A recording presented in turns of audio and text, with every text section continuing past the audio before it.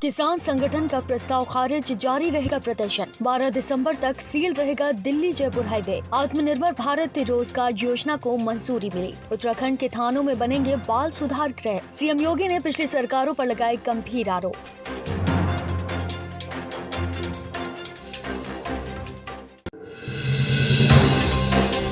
तीन कृषि कानून के खिलाफ प्रदर्शन कर रहे किसान संगठन और केंद्र सरकार के बीच 5वीं बैठक के असफल होने के बाद आज किसान संगठन ने कृषि कानूनों को लेकर सरकार की तरफ से भेजे गए प्रस्ताव को मानने से इनकार कर दिया। किसानों ने साथ में ये भी कहा कि जब कर कृषि कानून वापस नहीं ले लिया जाता तब तक आंदोलन चलता रहेगा। किसानों ने कहा कि अब सरकार फिर से प्रस्ताव भेजेगी तो उस पर विचार किया जाएगा।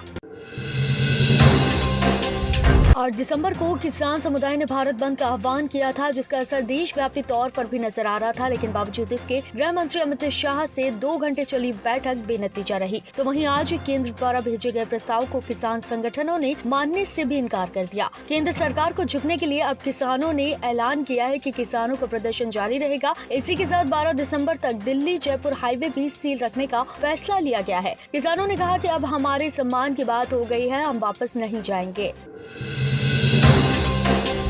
पीएम मोदी ने देश को आत्मनिर्भर बनाने के लिए आज कैबिनेट मीटिंग की। इस मीटिंग में आत्मनिर्भर भारत रोजगार योजना को मंजूरी दी गई। साथ ही 1 करोड़ डाटा केंद्रों को भी मंजूरी दी गई है। केंद्रीय श्रम मंत्री संतोष गंगवार जानकारी देते हुए कहा कि नए कर्मचारियों के सेवानिवृत्त कोष में 2 सालों के लिए कर्मचारी नियोक्ताओं के योगदान के लिए सरकार 22,810 करोड़ रुपए देगी। इस योजना को 1 अक्टूबर 2020 से लागू माना जाएगा। इस स्कीम से 58.5 लाख कर्मचारियों फायदा होगा।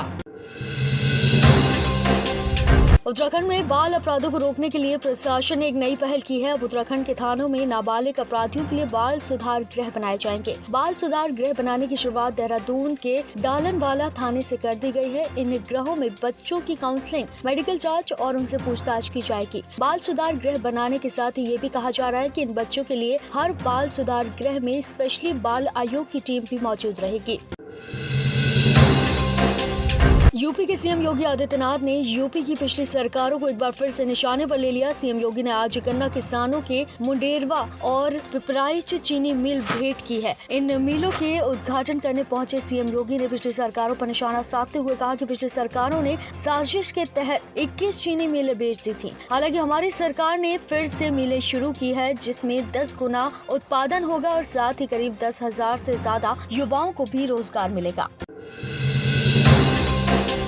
तेलंगाना के हैदराबाद में निकाय चुनाव में दूसरे नंबर की पार्टी बनकर उभरी बीजेपी ने कांग्रेस से शासित राज्य के पंचायत चुनाव में अपना परचम लहरा दिया। राजस्थान में जिला परिषद और पंचायत चुनाव में बीजेपी को बड़ी जीत मिली। इसकी जानकारी केंद्रीय मंत्री प्रकाश ने दी और साथ ही जिला परिषद की 636 सीटों में से 353 सीटें बीजेपी के खाते में आई हैं, तो वहीं पंचायत चुनाव की 4,371 सीटों में से 1,990 सीटों पर बीजेपी काबिज हुई है। तो वहीं 21 सीटों के लिए जिला परिषद के चुनाव 14 पर बीजेपी ने जीत दर्ज की। आपको बता दें कि राजस्थान में कांग्रेस की सरकार है, ऐसे में बीजेपी की जीत कांग्रेस के लिए परेशानी खड़ी कर सकती है। कोरोना संक्रमण की जांच के लिए अब तक कई तरीके सामने आ चुके हैं, लेकिन भारतीय मूल के एक वैज्ञानिक ने कोरोना जांच के लिए कागज आधारित परीक्षण विकसित किया है। इसमें इलेक्ट्रोकेमिकल सेंसर के कारण 5 मिनट के अंदर ही कोरोना वायरस का पता लगाया जा सकता है। अमेरिका में इलिनॉइस विश्वविद्यालय के वैज्ञानिकों ने सॉर्स CoV-2 के आनुवांशिक कणों का पता लगाने के लिए ग्राफीन बेस्ड इल्के बायो सेंसर बनाया है। इससे संक्रमित व्यक्ति का पता 5 मिनट में लगाया जा सकता है।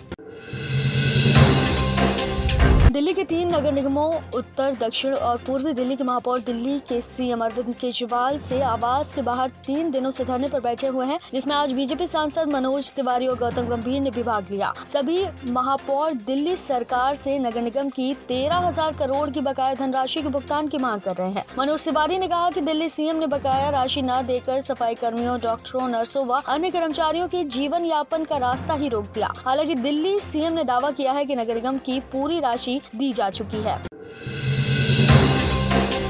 10 दिसंबर को दिल्ली के सेंट्रल वेस्टा परियोजना की आधारशिला रखने की घोषणा होने के बाद तेलंगाना के सीएम के चंद्रशेखर राव ने पीएम मोदी को चिट्ठी लिखकर बधाई दी। तेलंगाना सीएम ने कहा कि उन्हें सेंट्रल वेस्टा परियोजना के लंबे समय से इंतजार था। इस परियोजना से सरकारी बुनियादी ढांचे का पुनरुत्थान होगा। ये देश के औपनिवेशिक अतीत से जुड़ा है। ये योजना मजबूत भारत की नींव साबित होगी। आपको बता दें कि पीएम मोदी 10 दिसंबर को नए संसद भवन की भी आधारशिला रखेंगे। कोरोना संक्रमण के लिए अब तक सबसे प्रभावी वैक्सीन फाइजर को लेकर एक नया खुलासा हुआ है। फाइजर की वैक्सीन के लिए मानव परीक्षण का हिस्सा बनने वाली नर्स ने ये खुलासा करते हुए कहा कि वैक्सीन में कई तरह के साइड इफेक्ट भी देखे गए हैं। नर्स क्रिस्टन चोई ने बताया कि वैक्सीन उन्हें लगाई थी, लेकिन दूसरे डोज के बाद उन्हें सरदर्द, मतली, कपकपी और यहाँ तक कि 105 डिग्री बुखार तक हो गया था। हालांकि हैरानी और राहत की बात ये रही कि 24 घंटे में ही उनके ये लक्षण खत्म हो गए थे। चोई ने कहा कि मरीजों को इस साइड इफेक्ट के बारे में बताना चाहिए ताकि मरीज इससे घबराए नहीं और वैक्सीन लेने से इनकार ना करें। आप देख रहे हैं नेट्रिक न्यूज, साहस सच कहने का।